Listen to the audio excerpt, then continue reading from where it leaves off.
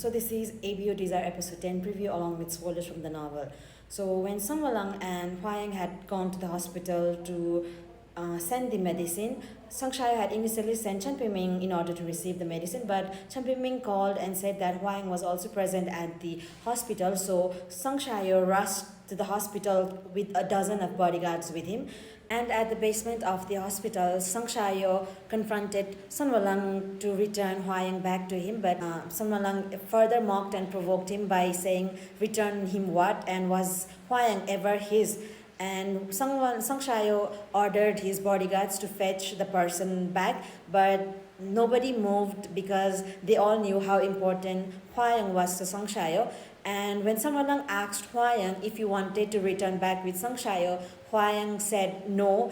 And hearing that answer, Sun Walang was so heartbroken and so angry towards Sun Walang that he released his suppressive pheromones. But with him being assaulted and him being very weak, his suppressive pheromones had the smell and taste of blood, and Sang Shayo went even more pale that even Sun Walang felt terrified looking at him. And Sun Walang was even afraid that if something were to happen to Sang Shayo with him constantly provoking him, Huayang would definitely not leave him alone. So he just stood there, and Sang Shayo was about to hit Sun Walang when Huayang suddenly moved and said to Sun Walang that he wanted to talk with Sang Shayo. Sang Shayo and Huayang went to a corner to have a talk, and Sang Shayo literally begged Huayang to return back with him. But Huayang refused, saying how Sun Walang had only brought a month's dose of the medicine, and for Sang Shayo's father, he still needed to be with Sun Walang. But Sang Shayo was so heartbroken and he felt so guilty about Huayang having to sacrifice himself just to save his father. And Huayang said that not to feel guilty, for he had made his choice and he did not want Sang Shayo to feel unhappy and all. Sang Shayo once again begged Huayang to just return back home with him and not think about the medicine, and he would just take care of it somehow. But Huayang said that it was his father that he was talking about, and with him being all dirty, it did not matter who he stayed with, but he just wanted Sang Shayo to be happy. And he told Sang Shayo not to feel guilty about him, because if Sang Shayo was happy, then he would be happy as well. But Sang Shayo thought that without Huayang by his side, he would never become happy, because he knew how much Huayang loved and cherished him. And Huayang told Sang Shayo that he would definitely find someone better than him in the future and to just forget about him. But Sang Shayo, who had always been a forgetful lover, definitely couldn't forget about Huayang, because the time he spent with Huayang's action and his love, Huayang had already become Sang Shayo's life, and he definitely couldn't let him leave and couldn't forget about him. So Sang Shayo once again begged Huayang to not go and to just come back with him, for he couldn't forget him. And when Huayang asked him why, Sang Shayo said that because he liked him very much. And only after that did Huayang finally return home with him. After bringing Huayang back to his side, Sang Shayo finally had the time to investigate on that pervert who had assaulted him at the banquet, but he couldn't even find a speck on that man because the CCTVs at the event were not working to maintain the secrecy of the ex-holdings controller.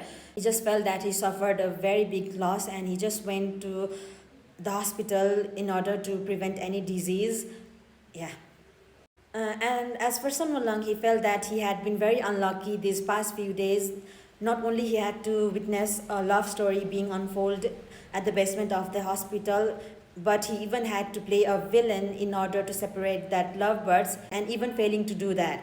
But the worst of all was his loyal secretary had been missing and has not been in contact with him for about 72 hours since that banquet. And with Gautam missing from his side, he ended up sleeping with some filthy Omega at the event, and he was so angry that he blamed Gautam because he was not there by his side. When Sun Walang asked his junior secretary if there was any news about Gautam, his junior secretary said that Gautam had just called this morning and requested a week off. And hearing that, Sun Walang was so angry because Gautam not only had not contacted him for so many hours and had skipped work without notice, but he was even requesting a week off more. And when he asked what was the reason and if his partner that always goes into hit was on his hit again, And the general secretary said that he did not know and if he was to call for further confirmation, but Sanwalang said that it was not needed and he was not approving Gauthu's request and to transfer any calls from Gauthu from HR to his office directly. And if Gauthu didn't call him within some hours, then he can just get lost and look for another job and all. And after that, the earthquake scene follows, but I have made a separate video on that, so I'll not explain in this one. And the next time Sanwalang saw Gauthu, Gauthu had actually discussed childbirth things with him and asked what he would do if he got his Omega pregnant someday. And Sanwalang, remembering how he had slept with some filthy Omega at the event, he was so angry that he just said that he would have it aborted. And hearing Sanwalang's answers, Gauthu was so surprised and shocked, and he even felt fear, for he was pregnant obviously, and he once again tried to reason with Sanwalang, saying how forcing an Omega to abort was not very good, but Sanwalang just said that he should stop with that Omega talk because it wasn't as if Gauthu didn't know Sanwalang hated Omega, and Sanwalang said that Gauthu should stop talking about Omega this and Omega that, and if he didn't feel disgusted. Gauthu, all red and slightly trembling, still confronted Sanwalang, saying that how he shouldn't insult Omega and it was against the Omega Protection Act or something. And it was also the first time Gauthu had ever talked back with Sanwalang, and Sanwalang was all surprised and asked Gauthu if he was trying to sue him on behalf of